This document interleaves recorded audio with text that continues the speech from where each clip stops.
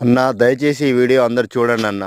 ఎందుకంటే ఏవేవో పనికిరాని యూట్యూబ్‌లో వీడియోలు చూస్తా ఉంటారు. దాని అర్థం పర్థం లేని వీడియోలు కూడా లైకులు కొడుతుంటారు. కానీ మా రైతులయి మాత్రం వీడియోలు ఎవరు చూడరు, లైక్ చేయరు, ఆదరణ అస్సలు లభించదు. మరి ఆ రైతులు ఏం పాపం చేసినో తెలవదు గానీ, ప్రకృతి అట్నే రైతులను నష్టం చేస్తుంది. ప్రభుత్వాలు నష్టం చేస్తాయి. ప్రతి ఒక్కరు రైతుని నష్టం చేస్తారు గానీ, వాళ్ళ బాధలు, కష్టాలు చెప్పుకోవడానికి ఒక యూట్యూబ్ లాంటి దాంట్లో కూడా ఎవరు సరిగ్గా ఆదరణ లేకపోతే ఎట్లా అన్నా? అందరికీ అన్నం గావాలి. అందరు తినడానికి అన్నం గావాలి. ప్రతి ఒక్కటి గావాలి గానీ, రైతుల బాధలు, రైతుల కష్టాల గురించి వాళ్ళు చేసే వీడియోలు మాత్రం ఎవరికీ అవసరం లేదన్న. ఎందుకన్నా అంతగా ఏం పాపం చేసిర్రు రైతులు?